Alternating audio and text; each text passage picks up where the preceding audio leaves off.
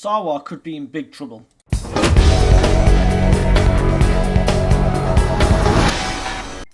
Not often that I agree with anything written in that rag The National, but for once I think they've actually got it right. They're saying that Labour, or Scottish Labour especially, are running scared of the BBC. And I think they could be onto something here.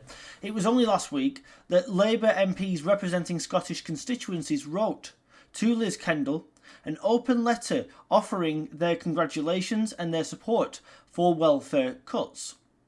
Those MPs have now been asked would they like to go on Good Morning Scotland and put forward their arguments and their position to the media and tell them why they support the decision to cut disability benefits for disabled people.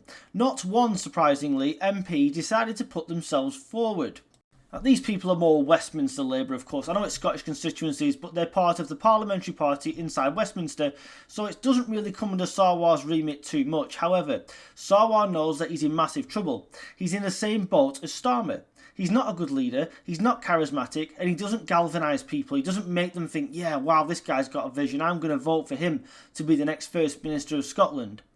He managed to get ahead in the polls because the Tories are nowhere in Scotland, and the SNP completely imploded before the general election. Since then, we've seen the SNP take a double-point lead in the polls in no time. People flocking away from Labour and over to the SNP. And now with moderate intervention from Reform UK, we've also got more votes going that way from Labour as well. And of course impacting the Tories, let's be fair to say.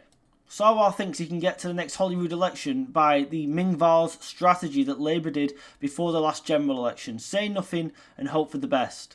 But that isn't going to work because they've got a galvanised SNP. Not very good SNP, granted. But an SNP that is now ahead in the polls again and believes that it can win simply by carrying on as they've been doing for the last 14 years. And I'm afraid the sad truth is that they probably can.